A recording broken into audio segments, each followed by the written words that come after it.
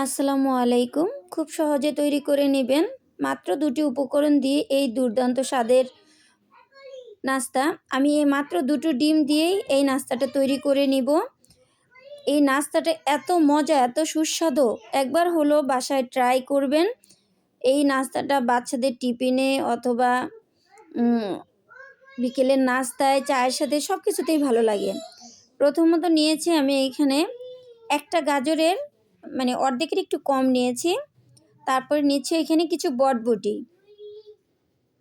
এটা আপনারা লুইবা নামে চিনেন, বটবটি যে নামে চিনেন। তারপরে এখানে কিছু পেঁয়াজ কেটে নিয়েছি। তারপরে এখানে একটা ছোট সাইজের টমেটো কেটে নিয়েছি। তারপর কিছু ধনেপাতা কুচিয়ে নিয়েছি।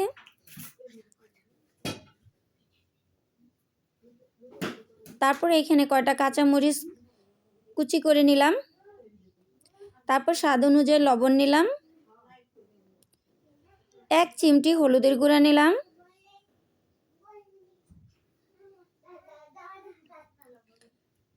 হাফ চা চামচ জিরার গুঁড়া নিলাম। আমি এখানে ভাজা জিরার গুঁড়াটা নিয়েছি। অবশ্যই ভাজা জিরার গুঁড়াটা ব্যবহার করবেন, তাহলে নাস্তাটার থেকে অনেক সুন্দর একটা ঘ্রাণ আসবে।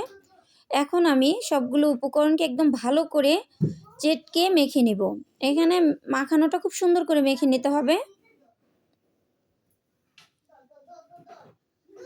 শীতকাল আসলে কিন্তু বাচ্চাদের সবজি খাওয়ানোর একটা নিদ্রা টেকনিক, এই টেকনিকটা শিখে রাখুন। বাচ্চাদের জন্য খুবই উপকার। বাচ্চারা তো খেতেই চায় না সবজি। এই যে মাত্র ২ টো ডিম নিয়েছি, এই ডিম দিয়েই কিন্তু এই নাস্তাটা তৈরি করে নিব।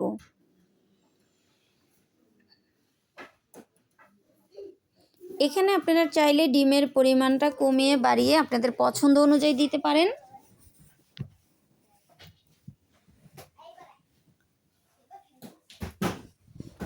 তারপর আমি ভালো করে মেখে নিলাম। এখন চলে যাব চুলায়। এই ফ্রাই প্যানে আমি নাস্তাটা প্রথমে সেট করে নিব। এখন আমি পরিমাণ মতো তেল নিয়ে নিলাম।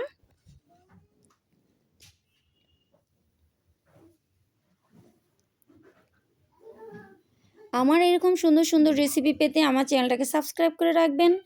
যখনই আমি কোনো পরবর্তী ভিডিও আপলোড দিব সবার আগে আপনি পেয়ে যাবেন, এবং আপনাদের পরিবারের সাথেও আমার ভিডিওগুলো শেয়ার করে দিবেন।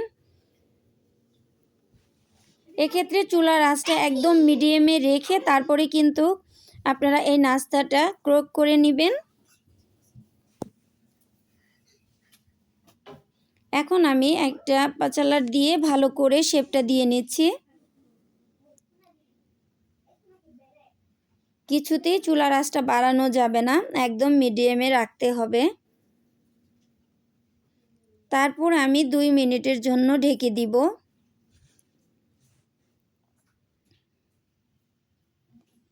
ফিরে আসলাম ২ মিনিট পর। এখন আমি একটা পাচালার দিয়ে উল্টিয়ে নিব। এটা আপনারা আপনাদের পছন্দ অনুযায়ী উল্টিয়ে নেবেন। প্রয়োজনে একটা প্লেট এটার উপরে দিয়ে উল্টিয়ে নেবেন। যেহেতু ডিমের মধ্যে অনেক ধরনের সবজি দেওয়া হয়েছে, এখানে আপনি প্রথম চাইলেই কিন্তু উল্টাতে পারবেন না। এজন্য উবুত করে একটা প্লেট দিয়ে নেবেন, কিংবা যে কোনো একটা কিছু দিয়ে তারপর উল্টিয়ে নেবেন। তারপর আমি একটা ছুরি দিয়ে শেপ করে কেটে নিচ্ছি। আপনারা চাইলে কিন্তু এই কাজটা নিচে নামিয়ে তারপরে করে নিতে পারেন। আমি চুলার উপরে গরম গরম অবস্থাতেই শেপটা দিয়ে নিচ্ছি।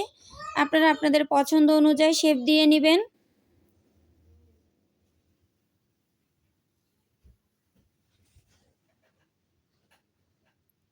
এইভাবে নাস্তা বানাবেন, মাশাআল্লাহ এত মজা হয়েছে। অনেক লোভনীয় হয়েছিল নাস্তাটা, খেতে আরও সুস্বাদু হয়েছে। আমি এরকম সাইজ করে কেটে নিয়েছি। তারপরে এইখানে আমি হাফ কাপেরও কম ময়দা নিয়েছি। তারপর নিচ্ছি হলো লবণ স্বাদ অনুযায়ী। তারপরে দিলাম হচ্ছে ভাজা জিরার গুঁড়া।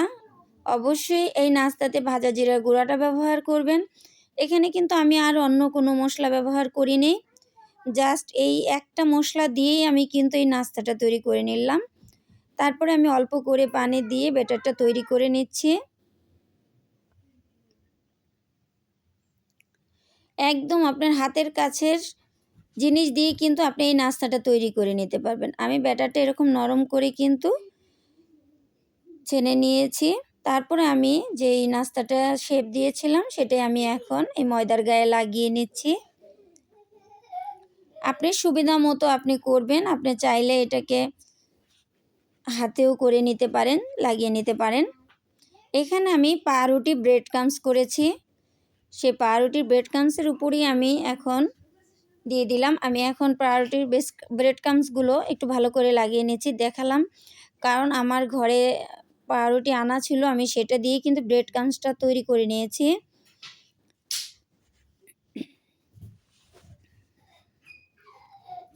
একটু চেপে চেপে লাগিয়ে নেবেন, দেখবেন নাস্তাটা অনেক সুন্দরভাবে ক্রোক হয়ে যাবে। তারপরে আমি এই পাত্রে নাস্তাটা ভেজে নেব। এখন আমি এখানে কিছু তেল আগে থেকে লো হিট দিয়ে দিয়েছি। এক্ষেত্রে চুলার আঁচটা একদম মিডিয়ামে রাখতে হবে। আমি 2 ভাগে ভাগ করে ভেজে নেব। আপনাদের পছন্দ অনুযায়ী বড় কিছুতে যদি ভাজেন একসাথেও ভেজে নিতে পারবেন।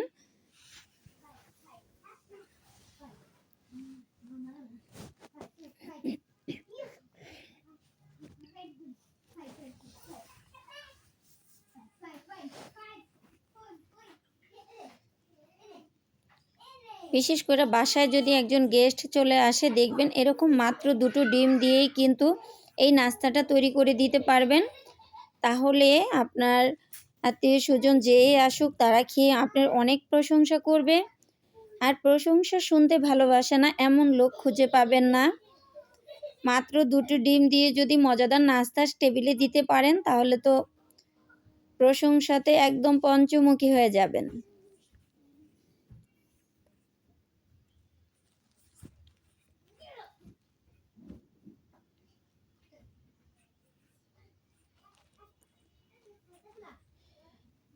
একটু সময় নিয়েই নাস্তাটা ভেজে নেবেন।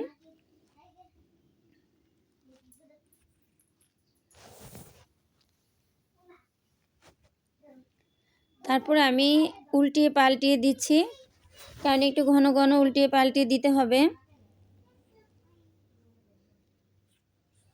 যতক্ষণ পর্যন্ত কালার না আসছে অতক্ষণ পর্যন্ত আমি ক্রোক করে নিব।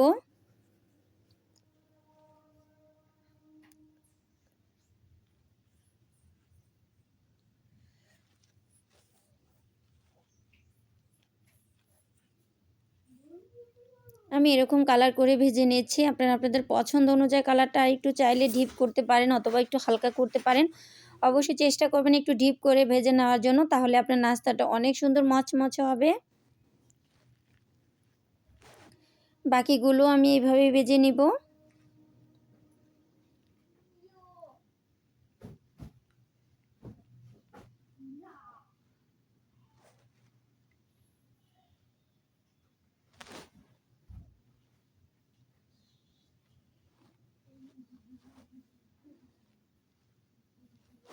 তৈরি হয়ে গেল বিকেলের মজাদার নাস্তা। দেখুন কি সুন্দর একদম মচমচে হয়েছে। সব শেষে আল্লাহ হাফেজ।